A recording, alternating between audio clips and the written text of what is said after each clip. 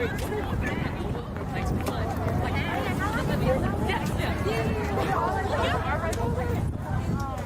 you guys ready?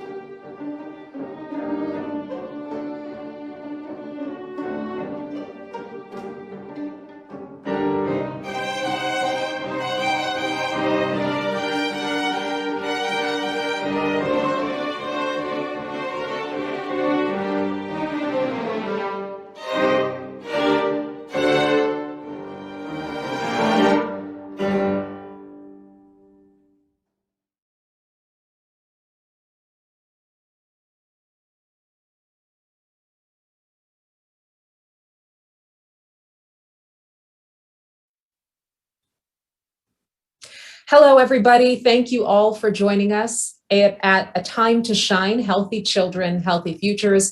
I'm Tanya Babich, the morning anchor at ABC7 Chicago, and this is our second virtual event. I am honored to be your MC again this year. I'm going to begin with a thank you to the Merit School of Music Strings Ensemble for that wonderful performance of La Comparsita. Funny story about that song, actually. It's one of the first songs I ever learned to play on the violin when I was in the 6th grade. And I have wonderful memories of that time. I loved the instrument, first of all. I loved being a part of that program and a part of other enrichment programs as well that helped to give me access to pieces of a world that I otherwise would have never been able to touch, really. You know, school has always been that for me. It's been a door opener from my earliest days, having access to a free bilingual education in Canada to the rigors of a well-funded public high school. And that was the launching pad to become the first in my family to go to college. That's how I ended up here in the US. So you can say all that you want about hard work and talent. The reason that I'm here where I am right now is because my family had help. So my beginnings, very modest. I am the immigrant daughter of immigrants. I'll let you guys think about that for a second. So my dad moved to Canada from communist Yugoslavia. He was a sheet metal worker, made a very modest living. My mother was from the southernmost city on the planet, south of Patagonia, and she stayed home to take care of me and my 3 siblings. Now, they made sure that we had a roof over our heads, as cramped as it was, and food in our bellies. And very luckily, being from Canada, we always had access to free healthcare and to early childhood education as well. If you had taken away any one of those things, shelter, food, healthcare, and education, I wouldn't be where I am right now. And there are too many children growing up without those foundational needs. And that's where Illinois Action for Children comes in. IAFC understands that quality childcare and preschool programs set the stage for children's school and life success. And that's why for more than 50 years, Illinois Action for Children has been unwavering in its dedication to ensuring that all children in Illinois have access to high quality opportunities that promote their safety, their health, and their well-being. Now, this is important for all children, but especially for those in communities with limited resources. It's the difference between surviving and thriving. Illinois Action for Children focuses on the well-being of the whole child with 23 unique programs that promote equitable access to high-quality early care and learning experiences, as well as a variety of health, mental health, and nutrition initiatives. The organization contributes to the legislative process as well, making sure that policies that impact children and their families are research-based, that they reflect best practices, and that they are guided by the lived experiences of parents and early care and education providers and teachers. IAFC also lobbies leaders for changes that lead to better futures for children, families, communities, and the early childhood field. So we are here to support that mission today. Illinois Action for Children is building strong families and powerful communities by prioritizing our youngest and most precious resource. And we are here to help grow and sustain this important work. Over the next hour, we will take time to shine a light on issues in Illinois and issues that Illinois Action for Children addresses day in and day out. We're going to talk about new and longtime partners helping to address the groundwork and lay the groundwork for healthy children and healthy futures in Illinois and beyond. I'm especially looking forward to my discussion with our honored guest, Sam Cass, about how we can support our kids through better nutrition. We have special appearances as well by some notable change makers and a preview of IAFC's current and upcoming endeavors. And with that, I'm very pleased to introduce Illinois Action for Children's President and CEO, April Janney. Hello and welcome.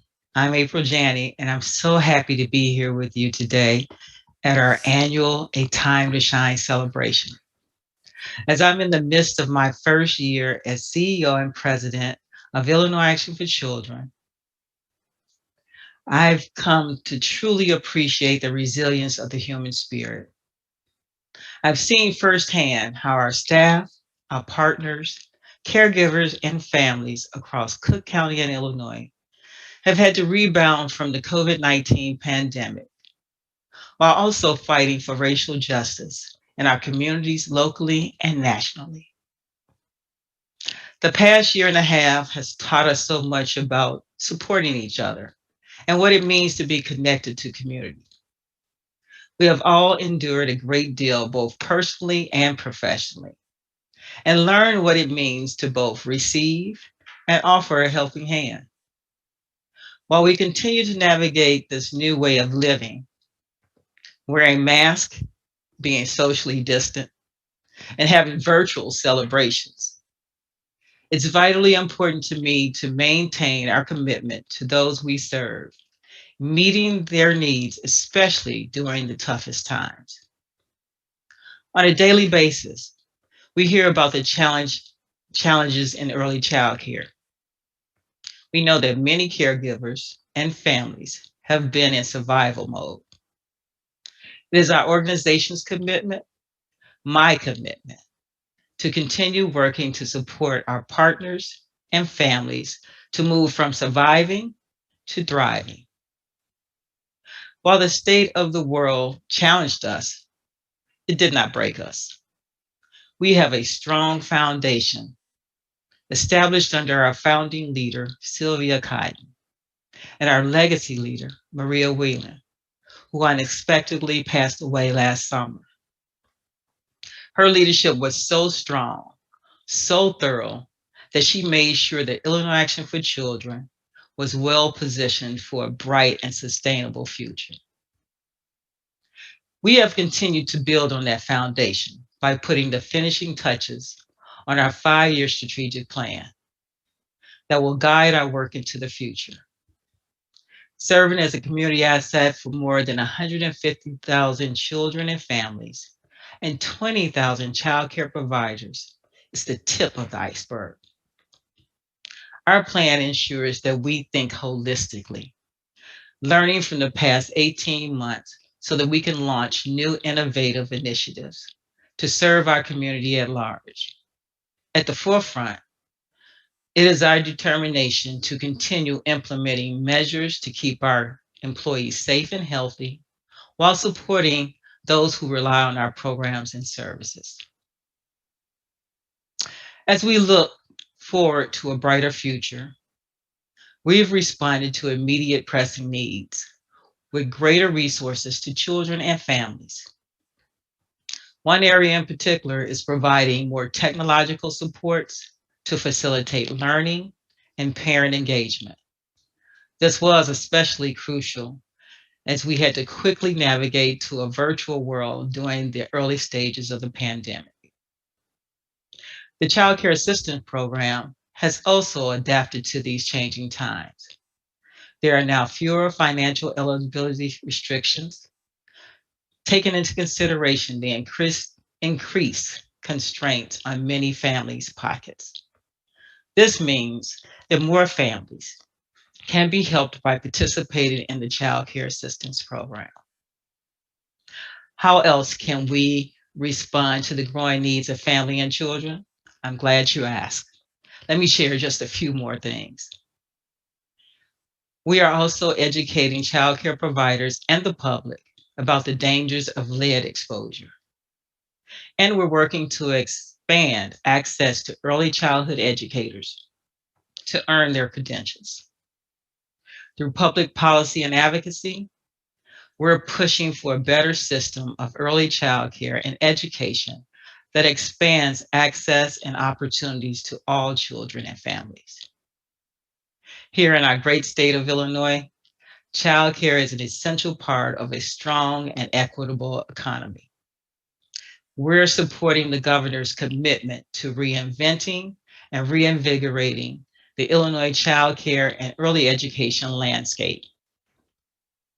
A core goal remains to partner with parents and providers in communities to offer affordable, equitable, high quality early childhood programming. We do this across the spectrum of childcare and early learning options. From school to licensed childcare centers to family, friend, and neighbor care homes. Thankfully, during these times, childcare and the health and well-being of children have also risen to a higher profile in the national conversation. At the federal level, Congress is working to reauthorize child nutrition programs, which provide important nutrition for mothers and their young and school-age children in and out of school settings. Today, Illinois Action for Children is pleased to place the needed emphasis on the nutritional wellness of children. Our featured expert guest, Sam Cass, will talk more about these types of initiatives during the program. We are proud to serve as a leader in the nutrition arena, having offered programming since 2006. Our healthy food program has ensured that children and childcare homes receive nutritious meals and snacks. During these uniquely challenging times, Illinois Action for Children has had to adapt our administration of this program as families increasingly turn to family, friend, and neighbor care networks. This type of adaptability is a direct reflection of resilience displayed by our partners and our staff. To continue in that tradition of building a strong people, sustaining strong organizations, we have laid the foundation for the creation of the Maria Whelan Leadership Institute. Introduced in June, the Institute will honor Maria's legacy and advance Illinois Actions for Children's mission by creating a group of passionate professionals who will be trained to become powerful leaders and advocates for children, families, their fellow providers, and teachers. This is our work. This is why we exist. I want to thank you personally for being here with us today, for caring so much about families and children, and for the contributions to Illinois Action for Children that reflects and support these values. I hope you enjoy the rest of the Time to Shine program, starting with a special message from actress Gabrielle Union. Greetings, I'm Gabrielle Union Wade. Although I can't be with you to celebrate today, your mission truly resonates with me as a parent for children, one of them a very rambunctious 2-year-old. I know many of you attending today are parents, childcare providers, and advocates working your hardest to give your kids and all children the best chance to reach their greatest potential. Like IAFC, I believe we are our children's first and most important teachers. One of the most important and humbling parenting lessons I've learned during the pandemic is that I don't have all the answers, and that saying, you know what, I don't know, is okay. It takes a village, and not a small one, to raise children, and it's okay to need and ask for help. We can learn from our children if we sit back and watch and listen. They will show us who they are, and then we guide them to love themselves and to shine in all of their uniqueness, because all children are worthy of love, of protection, of opportunity, of peace, and a bright future. Thank you for being an organization that cares, working each and every day to ensure our youngest children have the resources they need to thrive in life and in school. Thank you.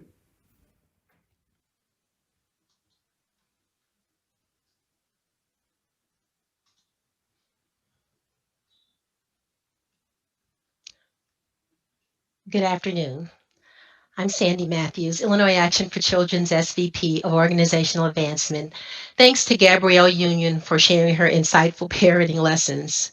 We all know too well that it takes a village, and our organization, Illinois Action for Children, is part of that village for more than 50,000 families, 95% led by single moms each year.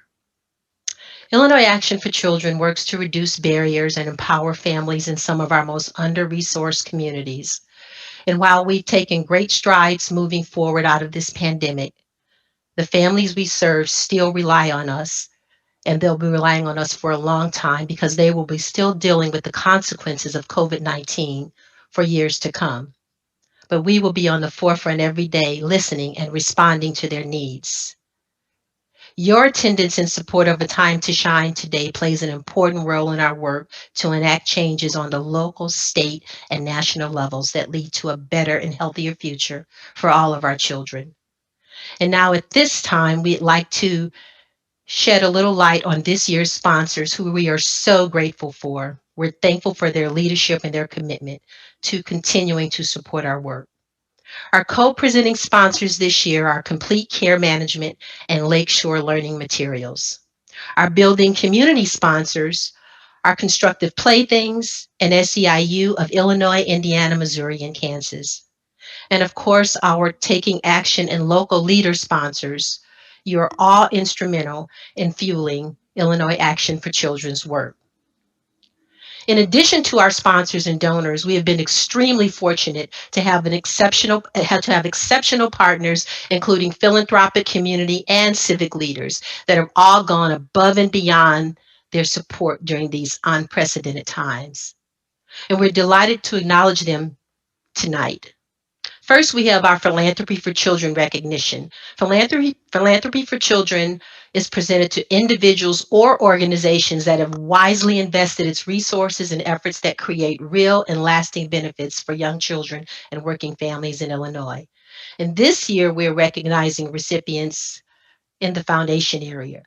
The Crown Family Philanthropies, Irving Harris Foundation, J.P. and M.K. Pritzker Family Foundation, Robert R. McCormick Foundation, the Stain Family Foundation, and W. Clement and Jesse V. Stone Foundation. Thank you so much for your support and your unwavering commitment to this organization. Our Champions for Children's recognition is presented to leaders whose commitment to early care and education has created the promise of a brighter future for children throughout Illinois. Our Champion for Children's recognition recipients this year are Senator Cristina Pasion Zayas and Juan Zelgado, Chancellor, City Colleges of Chicago, who has some special remarks for us today. Thank you to the Illinois Action for Children's Board of Directors and Executive Leadership for the 2021 Champion for Children recognition. The Illinois Action for Children team has a long legacy of effective advocacy on behalf of Illinois children and families. Throughout my adult life, whenever working families and children needed an effective voice that could mobilize and get results, Illinois Action for Children was there at the front of the line, leading the way. We are unequivocally better off as a city and state because of you. Your team has been a great partner to City Colleges of Chicago in our efforts to build a quality, affordable, post-secondary pathway for early childhood educators. Thank you for working with us and my co-honoree, Senator Christine Pacioni Zayas, to pass an amendment to the Public Community College Act that will help early childhood students advance their education and enhance their capacity to instruct our youngest learners. Your smart and persistent advocacy is ensuring a workforce that is predominantly women and often Black and Latinx women can build skills, gain professional credentials, and deliver quality early childhood education to Illinois children. Thank you for your work, and thank you for this recognition. Let's keep on working for the working families and children of Illinois.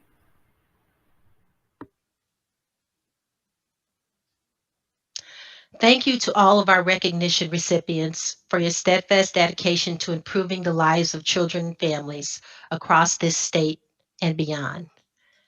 And now, another champion for children and families is Senator Elizabeth Warren. And the senator took some time out of her schedule to send this special message to all of us here at A Time to Shine. Hello, Illinois Action for Children. I'm sure sorry I can't be there in person, but I'm glad at least to have a chance to say hello by video.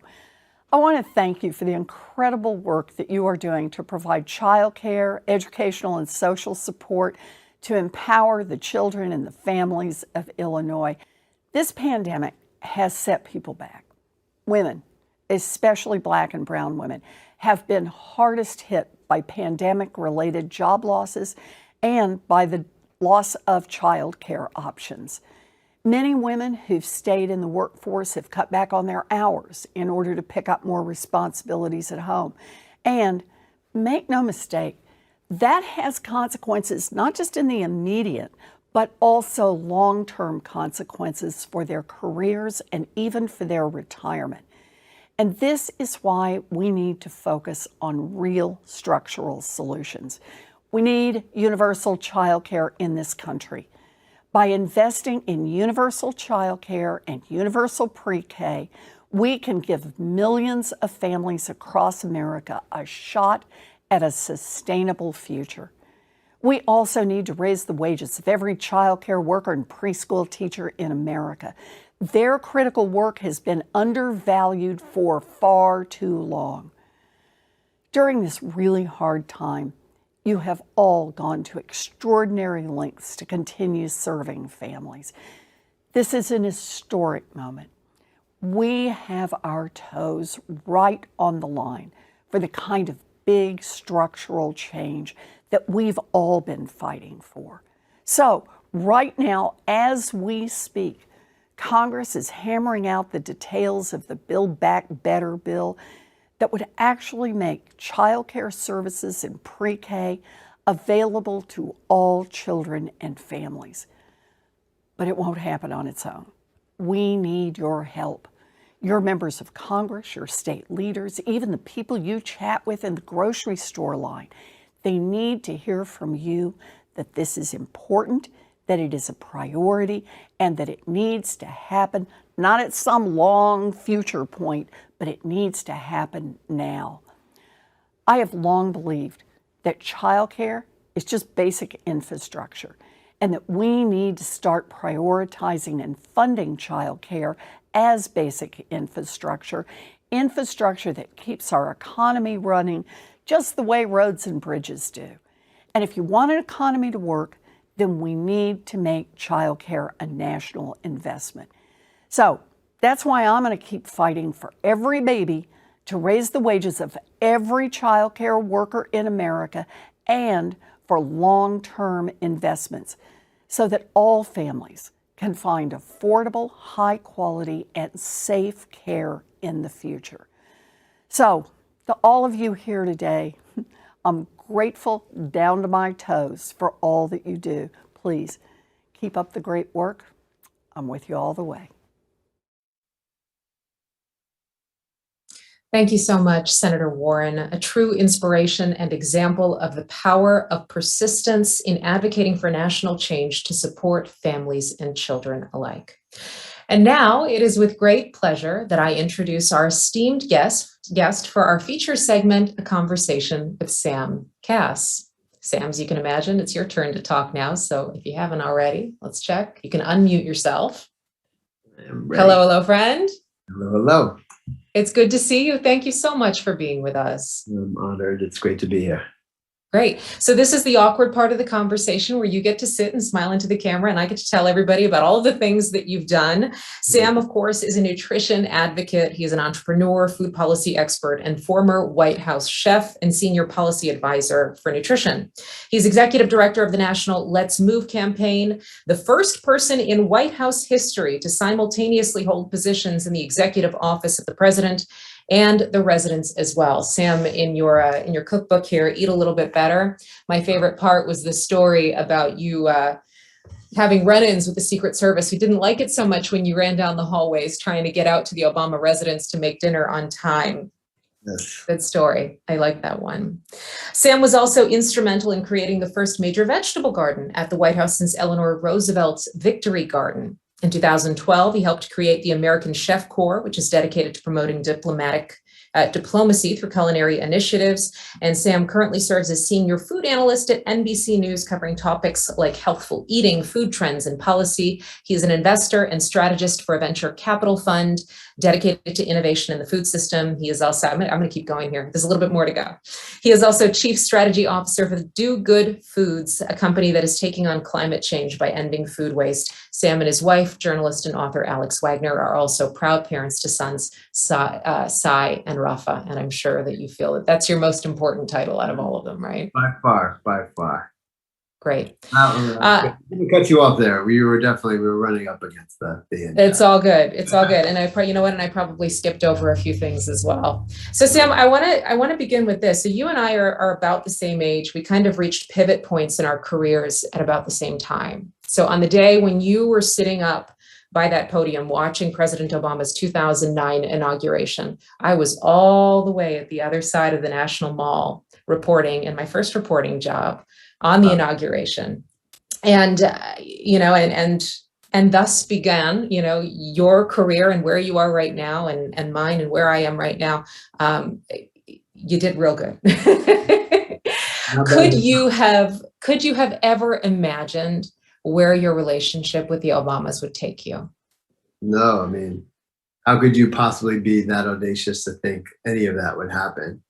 And, and quite frankly, in fact, Michelle writes about this in her book, while the campaign was going early days, like he had been running for quite a while. Nobody still knew what his name was, or he was like 30 points down the polls. And one night, Michelle and I got pretty carried away about if he won, what we could do if we got there. And, we had the whole vision. We plant the garden, and we do this big health campaign. We got all super excited. We realized like this, this dude's name is Barack Hussein Obama. Like he's 30 points. Like, what are we doing? We just started laughing at ourselves. And, question whether it was even a real possibility. And obviously he proved any doubt wrong. But yeah, no, you couldn't imagine what was going to happen. Of course, you can't believe what it's going to be like when you go in there. Nothing actually prepares you for that place. And it's a steep learning curve for all, but it was, of course, the honor of a lifetime. How do you go from that dreaming session with Michelle Obama pre-election, Barack's down in the polls, and you've got these grand dreams for what you're going to do? I mean, we now know in retrospect, you did all of that. So how do you go from that planning stage to realizing, oh, wait a minute, I need to put my money where my mouth is? And how do I go ahead and get these dreams? How do I help these dreams to come to fruition? Yeah. Well, it's a good motivation when Michelle looks at you and said, all right, now you better go figure this out. Like, And I only care about real impact for kids and families. I don't care about press. I don't care about all that other stuff. All I care about is us making a meaningful, scaled impact on the lives and well-being of the kids and families who need us most. And so, when she looks at you and says, all right, like, don't mess this up. That's a good motivation right there. And you also just know, I think, that there's you have this opportunity that is not going to come around again. You just, I think the only fear I really had was that I would look back and felt like I hadn't done everything I possibly could to make the most of the chance I had to help those communities who really needed the support. I think it started with talking to people who've been in the space for their lives and who had depth of knowledge and understood, the communities they've been serving, and really, talk and learn as much as you possibly can. Start figuring out where the opportunities were that would have the biggest impact, and also, that we were uniquely positioned to do. And part of that was in the hard policy stuff, of course, like school nutrition, which we can talk about, but also it's around the culture and, bringing big stakeholders and businesses together to try to galvanize a lot of action. And so you kind of laid out the strategy and the vision and start figuring out how you're going to measure success, and you just get to work, and just work your butt off. And that's definitely what we did every day and every night. For 6 years. But I was in there for 6 years. And I can say I left it all in the field, that's for sure. In those 6 years, of all of your achievements, what was the singular thing that you did that you feel was the farthest reaching as far as its impact went? Yeah, it's a tough question. I mean, I guess I sort of two answers to that. I mean, I think if you had to pick like a singular policy thing, we have a long list of policy changes that we made, definitely was school nutrition. I mean, that program hadn't had any additional resource in 30 years, and standards had been updated in 20. And, you could, at that time when we came in, you could literally sell anything you wanted in schools. And there were just no real standards around what we were serving. And so, for all those who are still in Chicago public schools, they'll all tell me, my sister's a teacher in Chicago public schools, like, we still got some work to do. The program needs more resource. But, we made dramatic change to that program, and the benefits have been, pretty far reaching, especially on hunger issues around breakfast. And there's a number of things we can get into. I guess in terms of, though, I think the other thing that we get less credit for, she gets less credit for, is that we really, and we were very conscious to set out to do this, is to really try to transform our culture to value our health, our kids' health, the fundamental basic food that they need to survive and then to thrive, and make those issues sort of part of the mainstream culture of the United States. And when we got there, like, it just wasn't. Like, we now kind of take for granted all this activity and all this incredible progress we've made around health and well-being and around hunger. But like, when we got there, people were like, oh wait, food and health? It was not even a connection that your average American, quite frankly, would make. And so focusing on the sort of foundation of our culture and what we valued is the underpinning of everything else. It's the underpinning of our politics and how we vote. It's the underpinning of our businesses and how they act and the choices we make, how we relate to each other. And I think that's the hard work. As hard as it is to get a policy done in DC, and obviously it's very difficult, okay? It's much harder to shift culture, but that's the root of all change, in my opinion. And so we spent a lot of time. Every time you saw her like hula hooping around or going on Jay Leno, making him eat a vegetable pizza, whatever the case may be, that was a real deliberate, strategic attempt to shift and move how we understood well-being and health. And, I think that one we actually made transformational progress in a way that, you can't point to that one thing, but we're all the benefit of. Next generations are really the benefit of that shift. So you can imagine where the resistance would come from on the corporate side, corporate interests, and and what motivates them. But when you look at the people that you spoke with, where were they really pushing back? Where were they trying to say, listen, Sam, I know you have these great visions, but this is my real life? I mean, we didn't get pushback from people. That's not where the resistance came. But now I got a bunch of scars, about from the resistance to what we were trying to do, but it didn't come from families. Families were like, I'm struggling. I'm trying to figure out how to feed my kids better. I don't have enough to eat, and we need help. And, when you think about a child who we're asking them to learn and do all these test scores and all these other things, and they hadn't eaten since lunch the day before at school. We're asking them to somehow sit still. I mean, if I don't eat for 2 hours, I'm like going to lose my mind. And I'm like a 41-year-old man. Like, these kids, you need this nourishment. They don't have it. So the resistance did not come from, it was all from politicians, and it was from, vested interest in the current system. And, it came, sometimes there's, pretty powerful partnerships we put together with actors you may not have expected to step forward and lead. And then other times, they would resist at every turn, and we're trying to, push really unhealthy foods on our children's plates at all costs. But when you got on the ground, trying to get better access to nutrient-dense food, trying to reduce the cost of nutrient-dense food, trying to make sure that our kids aren't getting junk food marketing targeted to them when they're like 8. These are all things that every parent is 100% supportive of, regardless of party.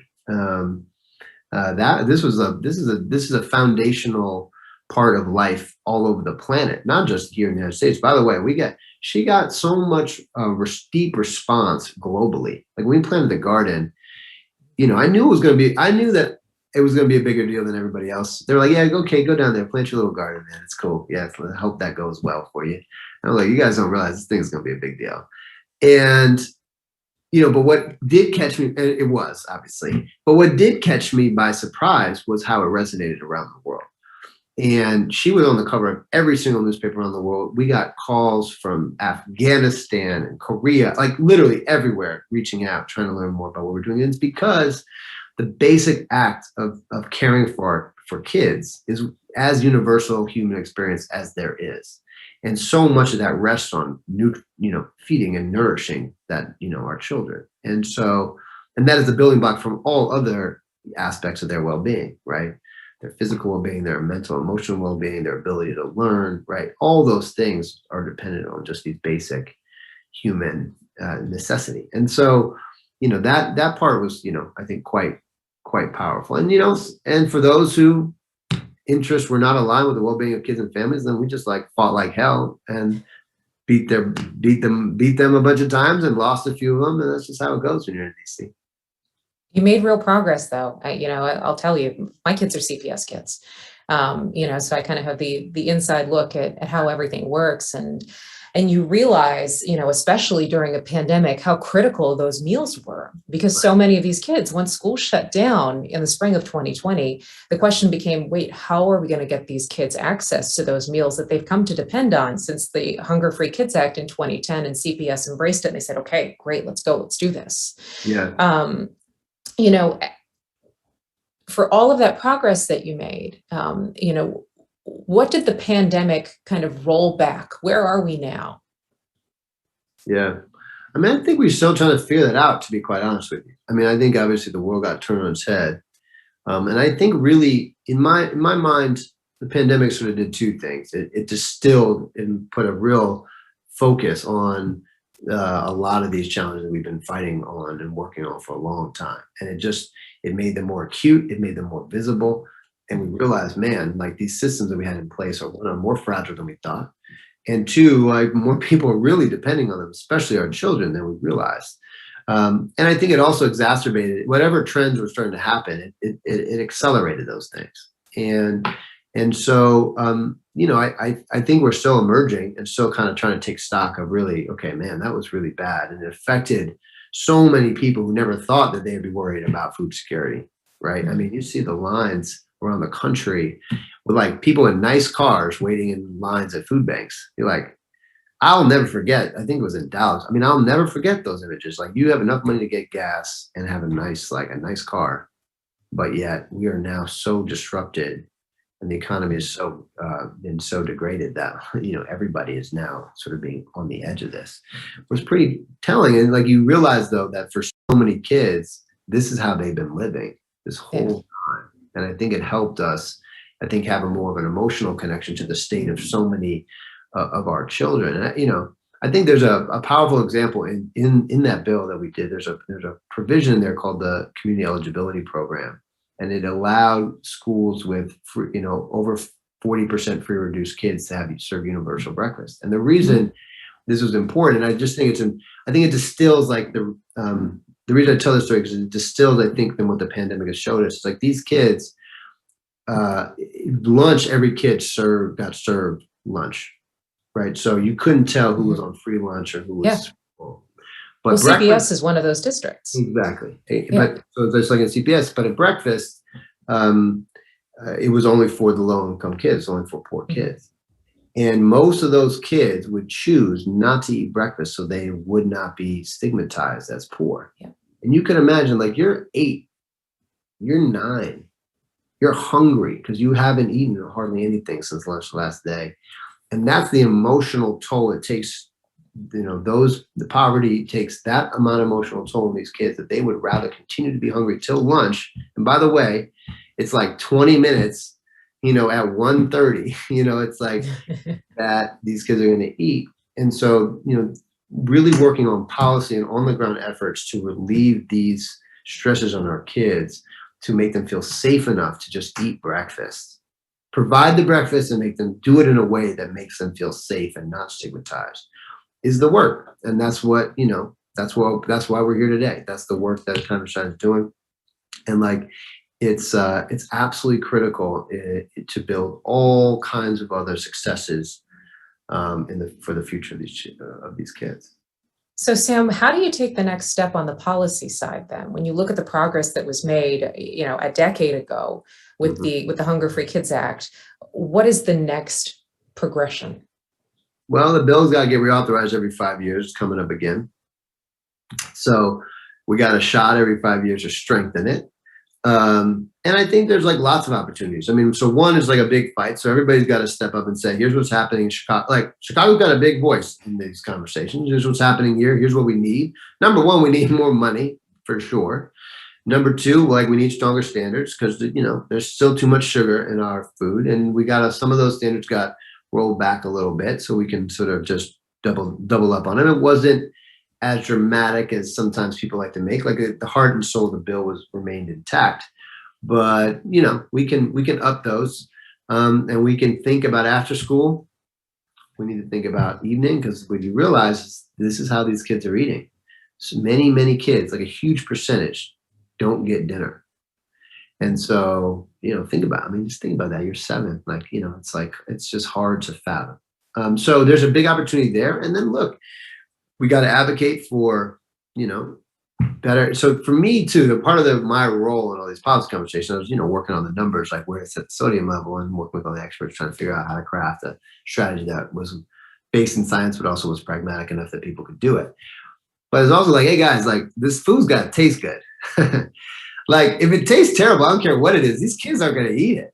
Mm-hmm. And so there's a lot of work to do to support school chefs around the country who are in Chicago, who are doing, working their butts off, in tough conditions, with not a lot of help, not a lot of support, not a lot of love, so that they have the tools that they need to produce, delicious and healthy food. Because these kids have no, it doesn't matter. Like, if they're not going to eat it, they're not going to eat it, So there's a lot of work to do on the ground in terms of helping to educate our kids on these issues and making the food taste good for them. And you have some ideas on that, and that's kind of your shtick. This idea of accessibility. In Michelle's book Becoming, she wrote, when she first hired you, to do some cooking for her in the house when Barack was out on the road campaigning, she said, quote, "I never expected to be the sort of person who hired someone to come into my house and prepare meals for my family. It felt a little bougie, the thing that would elicit a skeptical side eye from my South Side relatives." Now, the thing is, Sam, you do enough reading about you, and you have enough conversations with you get to see, well, you're kind of the antithesis to that. You're not very bougie. You're more about this down to earth food, the accessibility of food. So let's talk a little bit more about how you replicate that in school kitchens, and especially in homes as well. There's the issue of making food more accessible for families, but then also teaching them, what do they do with it once they have that in their homes. Let me just say, I'm from Chicago, so I'm not some bougie coastal elite. So yes, that is through and through, and shapes everything I do and every all the way I think. No, look, fundamental to this is we have to make sure that every family has the basic access to nutrition that they can afford. That's first and foremost. And if your idea of choice is at a gas station and, or, at a corner store that's got almost nothing, that has any nutrient density to it, like that's, you don't have a shot. There's no chance to put a healthy meal. So the idea, and there's a lot of rhetoric around, it's all about choice and everybody should be able to make it. That's not choice. Those choices have been made for folks.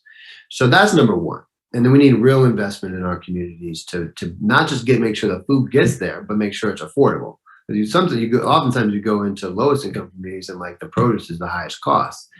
And there's a lot of reasons for that that are not like intentional. But we have to work on our supply chains and work on programs that help make sure we can keep our costs low and have new models for that. But then, we got to make sure that people know what to do with it and can cook in a way that is affordable and can cook in a way that is easy. Because look, folks, we're busy. All of us, people are busy and they're stressed and they got 1, 2, 3 jobs and they got their kids who got some kind of issue they're dealing with. And they're always, at least my kids always like punching each other in the face. And you're just like, I want to do half the time is like figure out what to cook for dinner. And I can do this fast and make it taste pretty good. So I'm very empathetic to the challenges there. And I think, having some basic skills and techniques around coming up with a simple plan, having really basic recipes that are designed around sort of price points. So it's like, here's the kind of ingredients you can really rely on to get the nutrient density, but also make it delicious. I think we have to do a better job at empowering people with those basic skills, but really walking in folks' shoes to make sure you're not asking them to do too much, because when we do, they're not going to do it. And that's then when you sort of pop the frozen thing in the microwave or you go out to a fast food restaurant and that just starts adding up for people. And by the way, it's not cheaper. Fast food is not cheaper. It actually is much more expensive, both in terms of dollars over time, but definitely in terms of health costs. Mm-hmm. So there's a misperception that if you know how to cook, you can cook really cheap meals that are absolutely delicious. So we just have to work on building both the skills and also the culture, to really value that. But I think there's also a misperception that people don't want to eat healthy. Like everybody wants to eat healthy. Like people are sick. You have 84 million diabetics and pre-diabetics in the United States. 84 million. 1 in 3 kids are still on track to have diabetes in the United States. Mm-hmm. 1 in 3. Think about that. So when you talk to people, it's not like, oh, yeah, I really want to eat terribly and be sick. Nobody's saying that. They just don't have the access and the means and the skills right now to do it. So we can make a lot of progress there. We can make a lot of progress on the policy side, especially, on the business, initiative side, trying to get companies to fill that space in food deserts. Do community gardens play a role in this? Is that kind of how you what is immediately actionable in my community? Well, okay, maybe I can plant my own food. Mm-hmm. So I have a big garden at home, and obviously I had a nice little garden at the White House. So I'm a big proponent of gardens. And I think, though, we should be specific about the role that they play. I think in terms of a source of nutrition, they play some role, right? But talking about urban centers, I'm skeptical about just how much food we're going to be able to produce. But it's a nice mm-hmm. It augments nicely, right? And you can grow. It's surprising how much food you can produce on such a small little piece of land, or even in your windowsill, right? So, but I think most importantly, it starts to reconnect us to health, to fresh food, to really think I need to be much more conscious about what I'm putting in my body and in my family's body. And that is invaluable. That for me is absolutely critical to kind of rebuild that connection to how our food interacts with our well-being. And so I am a huge proponent, especially in schools, to have that for kids. And what you see is that when kids have some sense of kids think French fries grows on trees. For real. I've talked to so many kids. Where do you think French fries come? They're I don't know, trees. There's such a fundamental disconnect about what food is. It all comes in plastic things wrapped in like all these weird stuff that has very little to do with actual food is what, if you just imagine, that's their normal. And so I think we have to do a much better job at shaping the connection to real food. And I think that goes a long way over the arc of a child's life and certainly their relationship and ultimately their well-being. It makes them curious about it. I mean, I have 3 kids. I know what a challenge it is to get them to eat anything. At the very least, maybe they're more likely to try green bean when they get to pick it themselves. I would say one of, parents ask me, what's my advice for, my kid won't eat this, it's like probably the number one question I get. And like, I just want to say, I mean, I struggle with it too. And this is all I've done. So people should feel, it's not you. This is just the parent condition. But I do find that if you allow your kid to participate in some way in the process of deciding or preparing what you're going to eat, and it can start in the grocery store, like you can pick 3 vegetables. Like, so now like the kid's like, oh, great, I'm empowered, but like they're empowered to pick 3 vegetables. So like you got them cornered, but they're going to grab their vegetables and feel like they have some ownership, and then into the kitchen and just cutting something, just helping to prep or stir something, or if you can grow something, even some herbs in the box, or if there's a little community garden or a little back porch, anything like that where the kid can participate in the growing process, I find has a huge impact on their willingness to try new things or wanna eat and do a better job with, particularly when it comes to vegetables. So that's doesn't always work, but it works a lot of the time. It's pretty effective, and I would definitely encourage as a strategy. But look, you just gotta stick at it. You just gotta keep with it. Like they're just not. There's, and I think the reason why it's effective is because kids are trying to assert their independence. They're just dictated to all the time. They have so little control of their lives, and food is one of the ways that they assert control. And that's why if you give them a little control of the process, it tends to be pretty effective. It's also a long game, because I can get my 2-year-old to taste ingredients when she knows I'm making cookies, so she'll reach her hand into the flour, the flour pot, or some, I've even had her, she has a thing for paprika. She wants to stick her fingers into Nice. That can be her gateway drug. It's good. It's the long game. 5 years from now, maybe we'll sprinkle that paprika on on something that she'll eat. That's exactly right. I totally agree with that. Now, quick question for you before we get on to how do you make food taste good, so that the kids will want to eat it. And the question is, you write in your book about how you had this kind of this idealistic, this idealism when you went to the White House about how this whole policy thing was going to work, and your bubble got popped pretty quickly. You have been working on childhood nutrition for years and years. You've been a dad for 4 years. Mm-hmm. So what part of your bubble popped when you had your own kids? Did you have a come to Jesus moment where you're like, oh, wait a minute, this is a lot harder than I've been telling people it is? I mean, so my bubble wasn't popped when I had kids.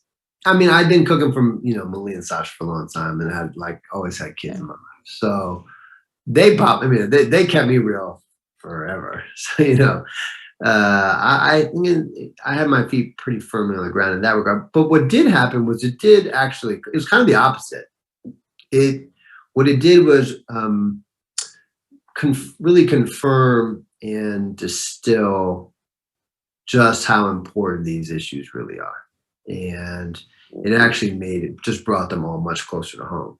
And you just see these are very vulnerable, innocent little humans who have no control over what's happening to them. They are completely dependent upon us and us as parents, and then us as a community and society. And, we're making these decisions that have such a deep impact on the rest of their lives.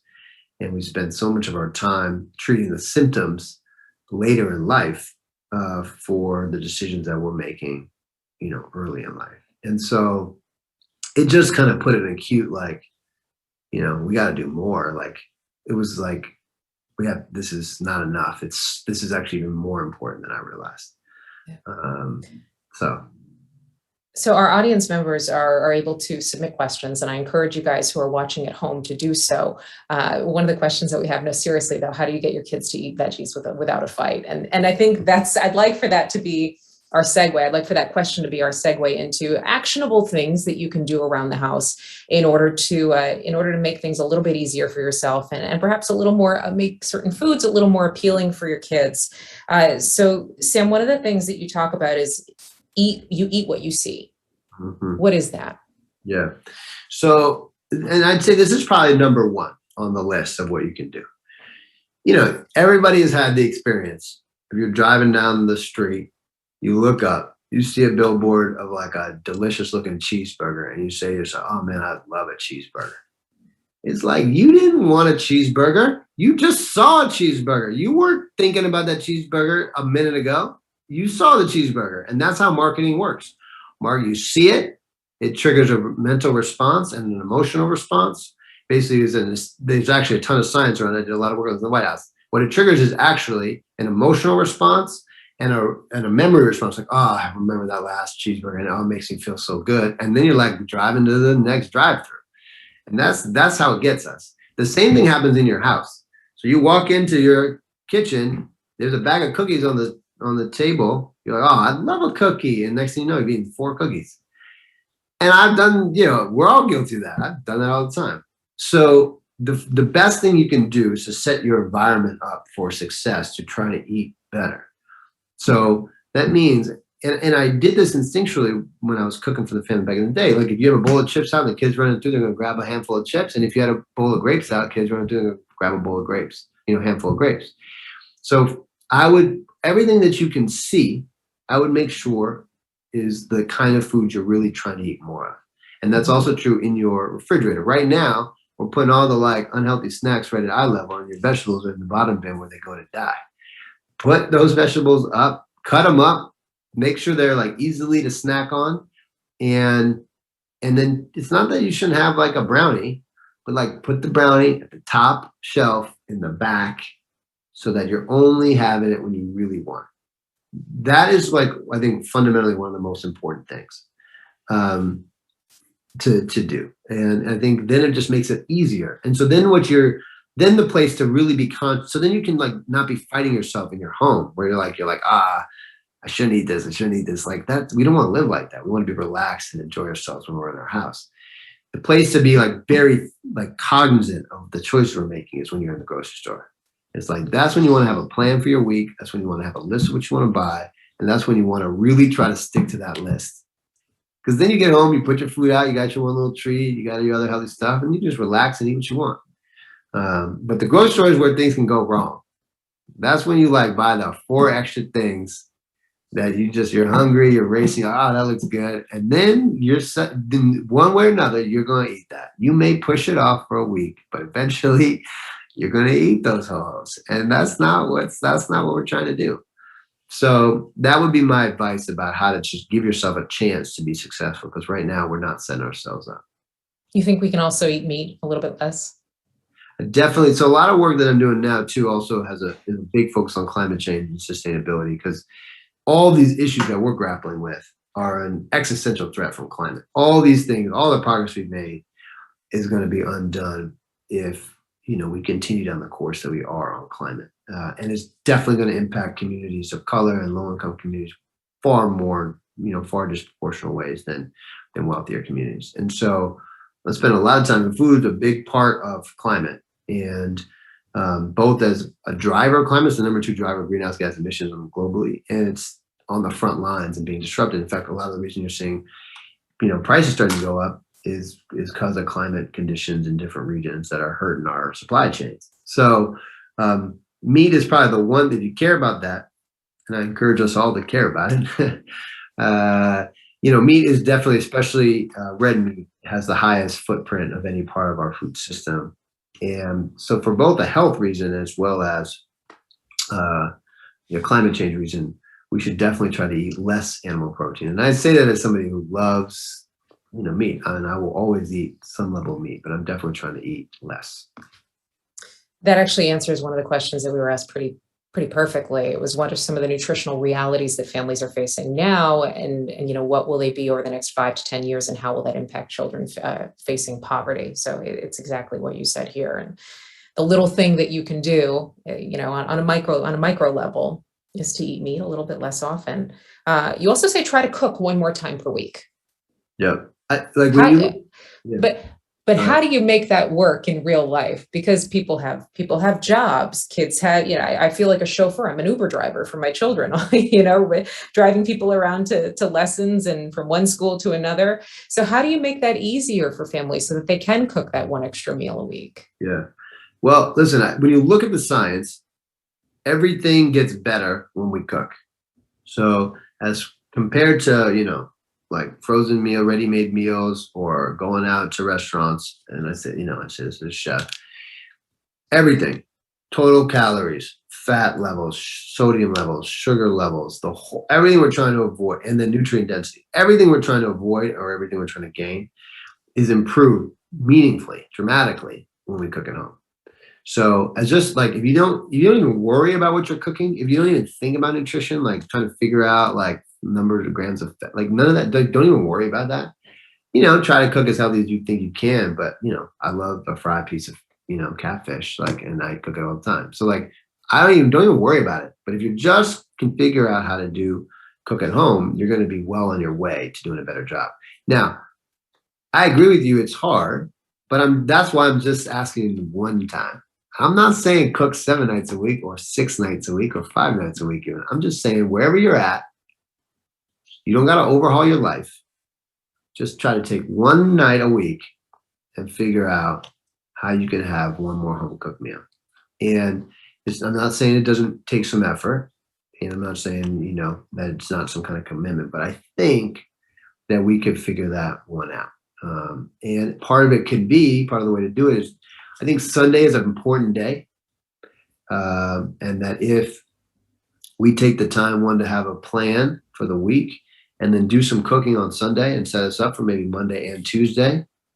And I talk a lot about that in the book, then like you can check off 3 days right there, and then maybe you go out on Wednesday and then maybe just cook one more time on Thursday and then you enjoy yourself on Friday, Saturday. And right there, that's solid. That's solid.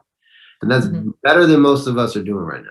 And so I just think like if you can use that as a tactic, cook your Sunday night with some leftovers and like maybe you braise something or you have some prepared that you can then, go to on Tuesday, then you're in good shape. So that's how I would approach it. Just one more night.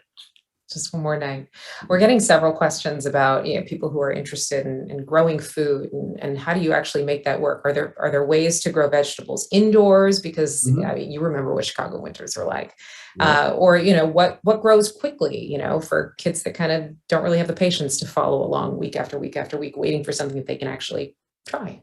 Yeah, I mean, look, there's lots of ways in. A little goes a long way. You could have kids can bring home their little milk cartons and plant some basil in there. That's like a great start. Some herbs go a long way in terms of flavor, and you can grow a lot of herbs in just a little teeny pot. So I think, all you guys with windowsill, that's where I would start. I'd start with herbs because they'll bring any dish to life. Every chef uses herbs like crazy, right? Or most chefs. But if you have a kind of a bigger windowsill or a little porch or like a little sunroom, there's like great, in fact, I just did friends of mine have a company called Back to the Roots. They have a home growing kit. It's like a fabric. It comes with some soil and you put some seeds in there. You can grow literally anything there. We just harvest, my guys just harvest. We have, some carrots and lettuce and you can grow peppers in there. It doesn't take much. And it's, it's probably like, this big. And it's movable. So you can do that inside or outside. And then, if you got a little backyard that just gets some sunlight, you just have to think through how much light you get. And, there's things that do better with low light, like lettuces and spinach and things like that don't need, sun all day. Some of the other things like tomatoes and peppers, you're going to want more sun. So it just depends on kind of your little spot in life. But here's the other thing I'd say. It's like, just try. And like, sometimes I can't grow a pumpkin or a watermelon to save my life. In the White House, I tried every year. I got like my one watermelon. I got my one, and I had, we have people who knew what they were doing. So like failure happens. It's just all part of it. And like both in terms of cooking and in terms of growing, like, I don't know if I was gonna swear. I'm gonna keep it clean here for the kids, but like stuff happens and it's okay. And like, it's part of the learning process, and it's part of like, you got to just keep trying. So I don't worry about it not working. Just give it a shot. You don't have to invest a ton of money in it first. Like, start small. That works. You can kind of add to it over time. And I think that's how you build. You build some fun and special, and kids really get into it. So yeah, just gotta start. On the subject of time, Sam, you're back at the White House right now. You're working on policy all day long. You check your watch and you use the expletive that you didn't use earlier, and you say to yourself, oh my gosh, Mr. Obama's going to be home I've got 20 minutes to make dinner for a family of 4. Yeah. What do you make? After you run by the Secret Service, you make them angry and you get to the kitchen. That's not like a theory. That happened all the time. Yeah, because you'd be in like very serious meetings that were difficult to just like walk out of, because they're kind of your thing with very big people. You're trying to get something done. So like, I gotta go. It's sort of not how it goes, but then you actually do have to go. You have to go. Yeah. You can't be late for dinner for Barack Michelle. So what do I cook? I mean, couscous was a good thing in that moment because it cooks in like 2 minutes. Whole wheat couscous, totally good for you, and cooks literally like you just pour the whatever your broth is or water, and it's like done. So I encourage that to have on hand in a pinch. Shrimp, frozen shrimp, very helpful. Thaw those suckers out in like 3 minutes and saute with some garlic and lemon. I mean, nothing better. Spinach sautés in seconds. So, any green like that, kale takes a little longer. I like Swiss chard a lot, anything in that family you can just saute really quick. And then right there's a really healthy meal. The other thing is like canned beans. Man, I got a pantry full of canned beans. I got dry beans too, and I love to cook my own beans. But in a pinch, you marinate them with some, a little oil and some vinegar and maybe an herb if you have it or anything like that, and just saute it really quick, or saute them with some garlic. I mean, beans are like the best thing we can eat. Beans are super cheap.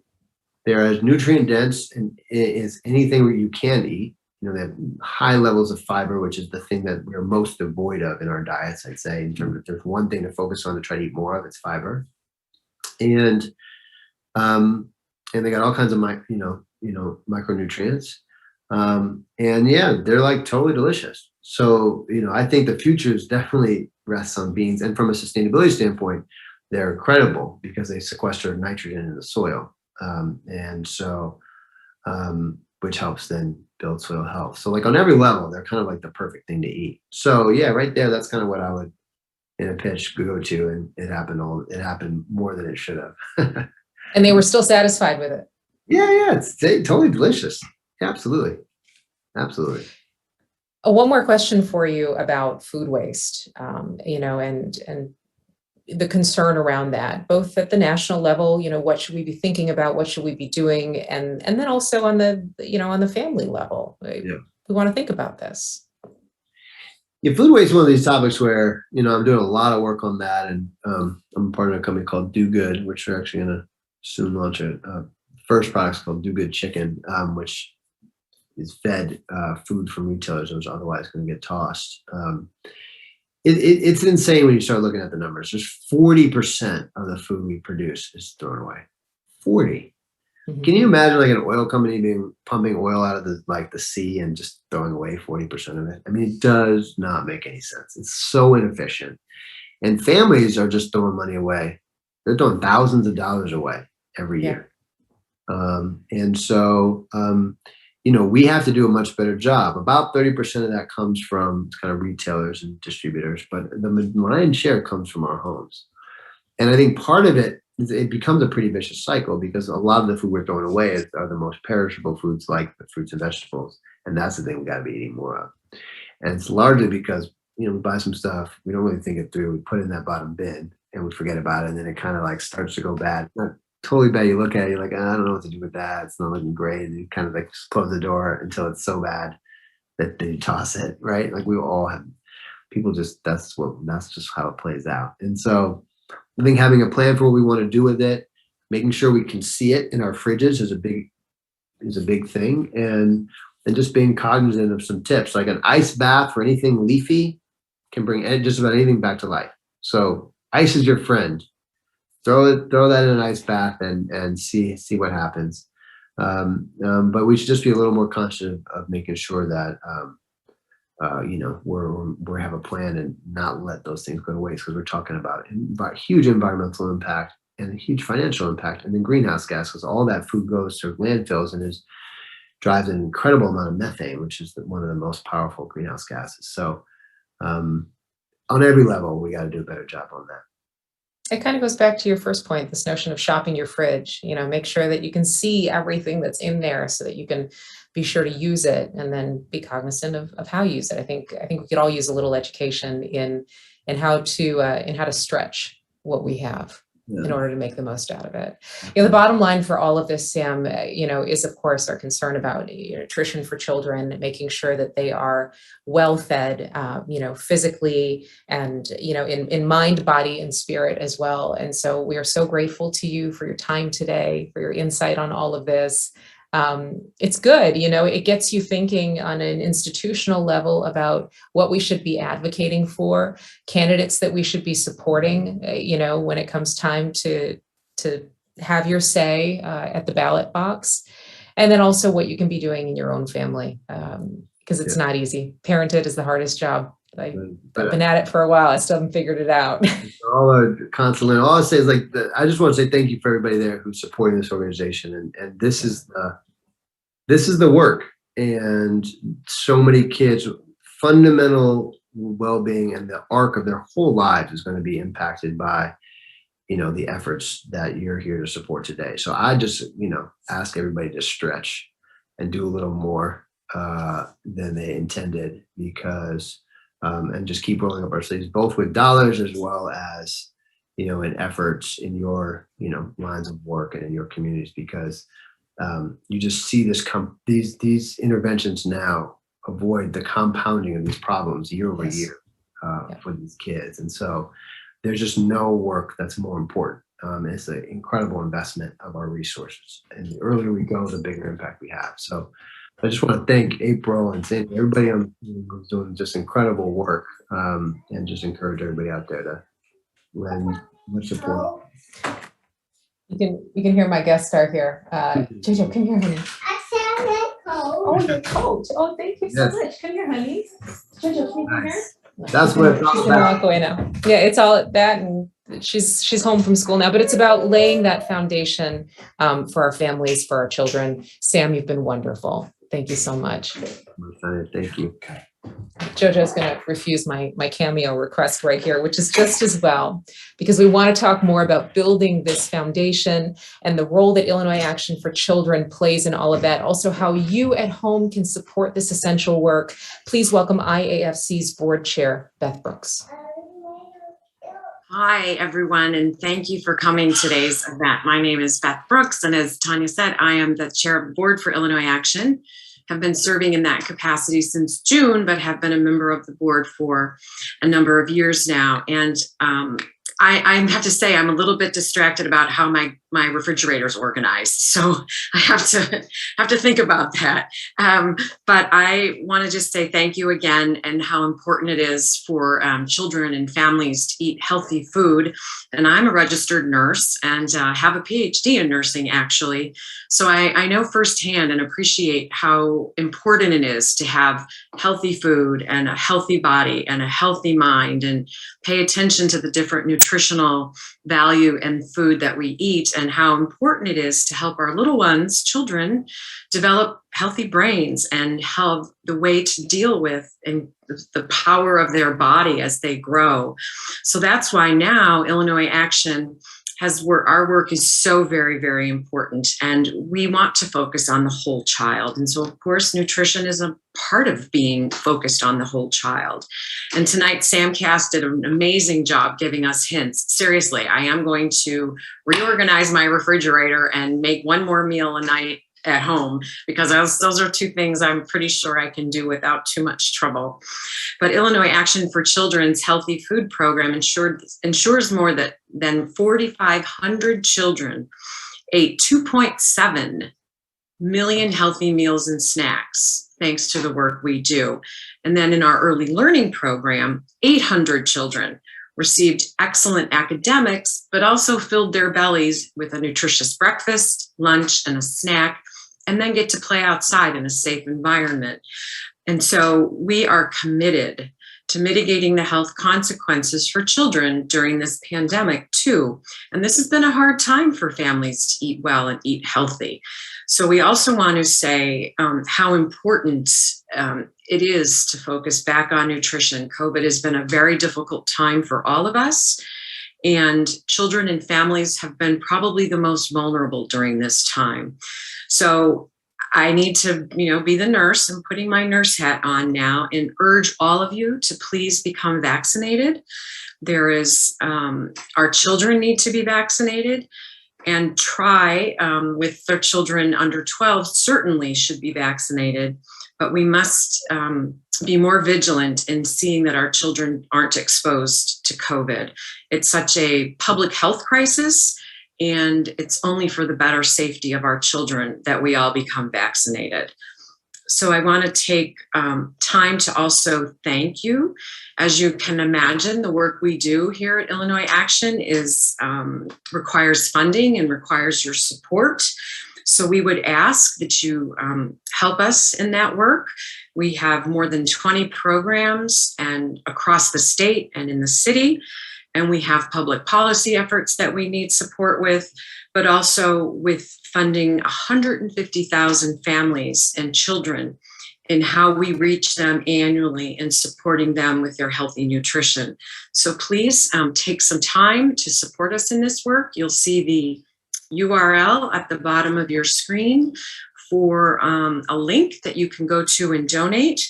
And that link will be available to you until Halloween at 11:59 p.m. So please join me and my other colleagues on the board and help us support this work that we do. And with that, I say thank you and turn it back. I turn this back to Tanya. So thank you, everyone. Thank you, Beth. We're actually going to. This is an awesome song.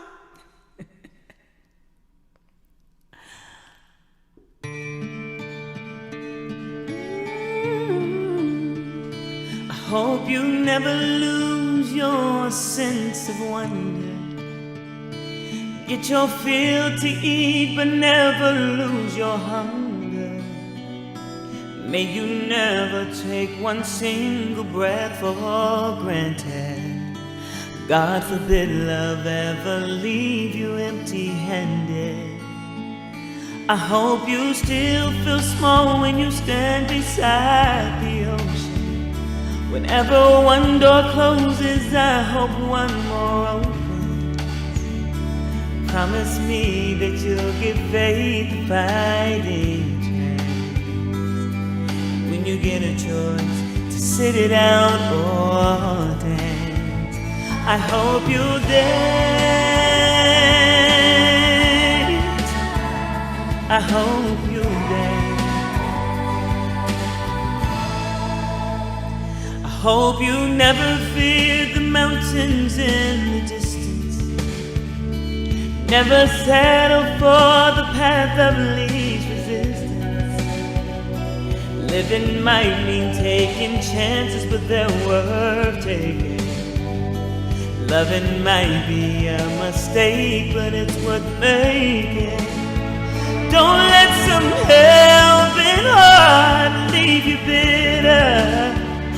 When you come close to selling out, please reconsider. Give the heavens more than just a passing glance. And when you get a choice to sit it out or dance, I hope you dance, yeah. I hope you dance, yeah. I hope you dance.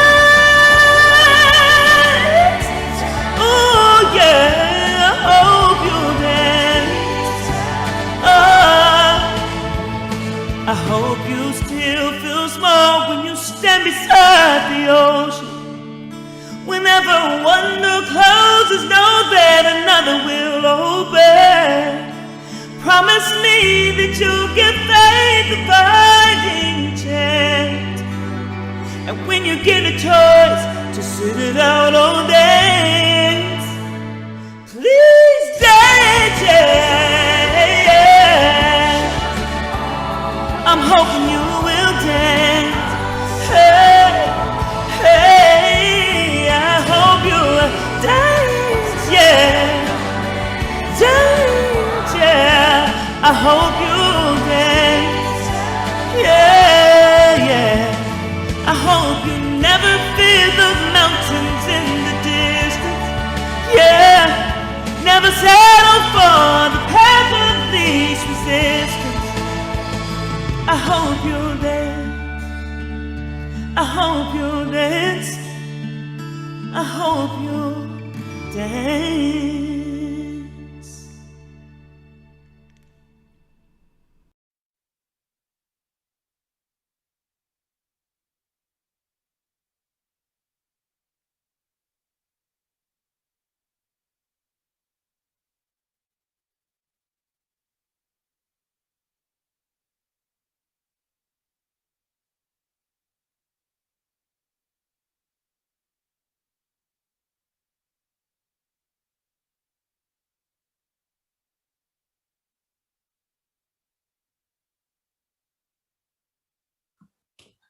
Sorry, everybody. It's got to happen at least once, right? I thanked Opal for that moving performance. So much power in her voice. My apologies for not unmuting sooner.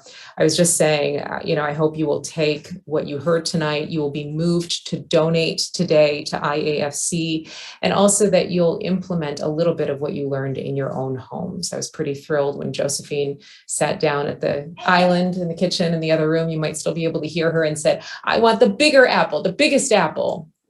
And so, baby steps, everybody. You do what you can. As Sam likes to say, just eat a little better. Thank you all for joining us tonight. On behalf of Illinois Action for Children, I wish you all a wonderful evening. This concludes our program.